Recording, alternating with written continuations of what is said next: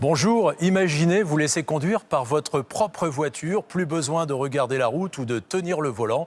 La mobilité autonome n'est effectivement plus un projet, c'est une réalité, car depuis le 1er janvier dernier, un règlement de l'ONU autorise la commercialisation de véhicules autonomes de niveau 3. Alors le niveau 3, c'est quoi ? Bien, c'est la possibilité de rouler sur les voies rapides jusqu'à 60 km/h, en gros le périphérique, sans les mains sur le volant bien entendu, l'occasion de vivre tranquille dans la voiture, sans le stress des bouchons ou de la circulation en accordéon. Alors pour le moment, seuls 2 véhicules sont homologués de ce niveau 3, la Mercedes Classe S et la Honda Légende. Alors bien entendu, ça ouvre la voie vers le niveau 5 qui sera le niveau ultime où là, il n'y aura même plus besoin de volant. Il suffira de rentrer votre adresse de destination dans le portable pour que la voiture fasse le reste.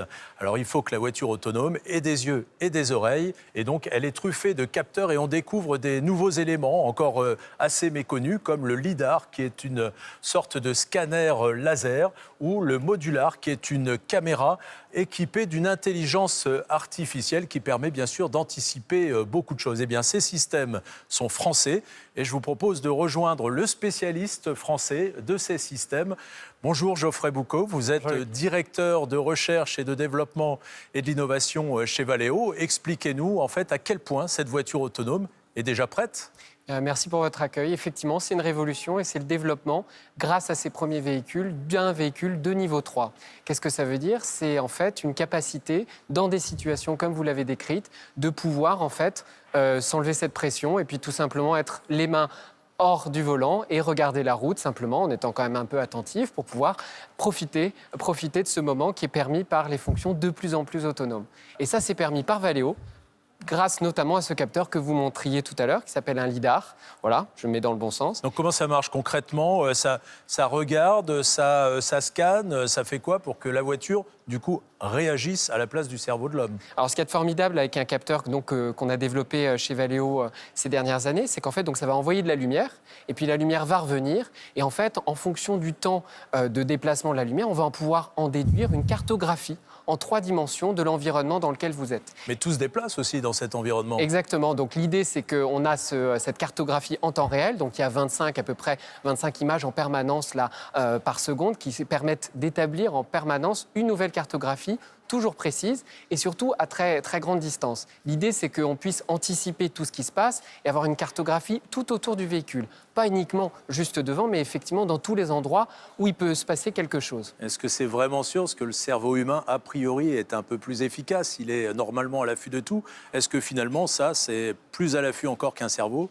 Avec 24 ou 25 images par seconde, c'est ça ? Alors c'est à la fois ça, et puis comme le cerveau humain, on a surtout l'idée d'une multisensorialité. Un cerveau humain, il va regarder avec les yeux, il va écouter. Et bien là, c'est le même principe. En fait, on va capter tout un tas d'informations qui sont également développées par Valeo. Vous l'avez montré avec les caméras tout à l'heure, mais on a aussi les ultrasons. Les ultrasons, c'est les petits bip-bip aussi qui permettent d'avoir une autre cartographie. Et en fait, la richesse du cerveau de la voiture, c'est pouvoir croiser les informations et qui permettent en permanence en fait, d'avoir la meilleure capacité de comprendre ce qui se passe en temps réel tout autour du véhicule. Donc la voiture autonome, c'est plus une voiture avec 4 roues, c'est un ordinateur avec plein de capteurs, c'est ça ? C'est un ordinateur avec plein de capteurs, en effet, oui. Et alors quand est-ce que la voiture sera au niveau ultime, le niveau 5, où là, vraiment, je n'ai même pas besoin de regarder la route ? J'ai envie de vous dire, c'est par situation. Et en fait, la voiture de niveau 5, comme vous l'avez dit, c'est une conséquence de tout un tas de situations dans lesquelles Valeo développe des systèmes qui seront mis en toute sécurité, finalement, en condition. Donc là, on parlait de 60 km/h, effectivement, et puis après, on étendra progressivement ces vitesses. Vous avez aussi un véhicule qui est déjà, en fait, autonome. C'est quand vous vous garez. Aujourd'hui, en fait, votre véhicule, il y a beaucoup de véhicules qui sont vendus avec cette option, peut se garer tout seul. Et donc ça, c'est une forme d'autonomie. C'est une autonomie à basse vitesse.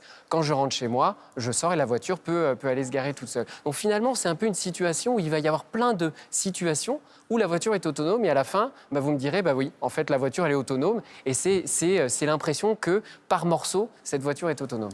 Alors, on sait qu'un ordinateur, ça coûte cher, qu'une voiture, ça coûte cher. Vu qu'on a l'un dans l'autre, est-ce que ça veut dire que ces véhicules-là seront vraiment très chers? Alors, c'est comme tout, hein, c'est le métier de Valeo, c'est de développer des technologies avec des partenaires exigeants qui veulent déployer pour la première fois tel niveau de performance. Et tout le savoir-faire de Valeo, c'est de passer de ces petits volumes, vous l'avez cité, ces quelques modèles qui sont encore limités, et puis ensuite, comment est-ce qu'on va les étendre progressivement à l'ensemble des véhicules que tout un chacun, on pourra s'acheter.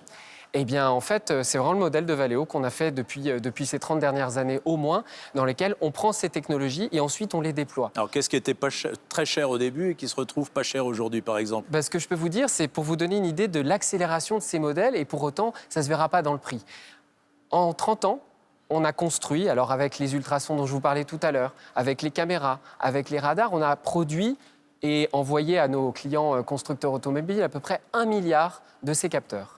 Dans les 5 prochaines années, on va en faire encore 1 milliard. Donc c'est pour vous dire qu'on a cette capacité à produire et à ensuite envoyer de façon massive. Donc toutes ces applications et ces fonctions de freinage d'urgence automatique, d'assistance au parking, en fait, elles arrivent aujourd'hui, elles sont maintenant quasiment généralisées. Alors, on sait que la technologie avance très vite, mais des fois, la législation tarde un peu à avancer. On en est où de ce côté-là? Car en cas de collision, qui sera jugé responsable, par exemple? Alors, comme vous le disiez, c'est un sujet très important pour lequel on a vraiment besoin d'un dialogue très important entre les régulateurs et puis les constructeurs et les ingénieurs qui développent ces systèmes. Certains pays sont déjà un peu plus tolérants que d'autres. Tout à fait. Donc, on peut citer notamment le Japon, vous avez cité Honda, on peut citer les États-Unis. Et puis, en Europe, en fait, on a une très forte activité en ce moment. Les Allemands ont communiqué et la France est en voie également de déployer probablement dans les prochains mois ce même type d'autorisation.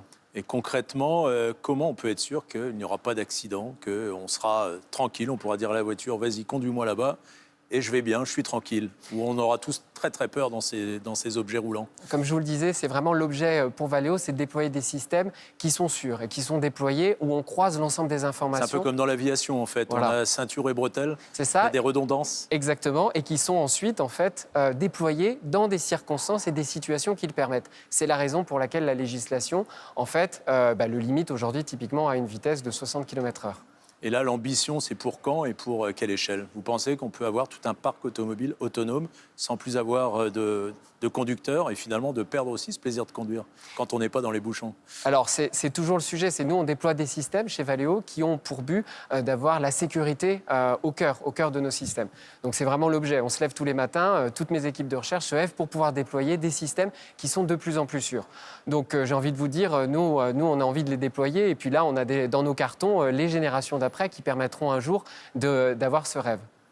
Merci beaucoup à vous. Donc la voiture autonome, c'est pour presque aujourd'hui, ou en tout cas demain matin. Il y a déjà des véhicules donc de prêt et d'autonome. Merci à vous pour toutes ces informations. Restez sur France Info.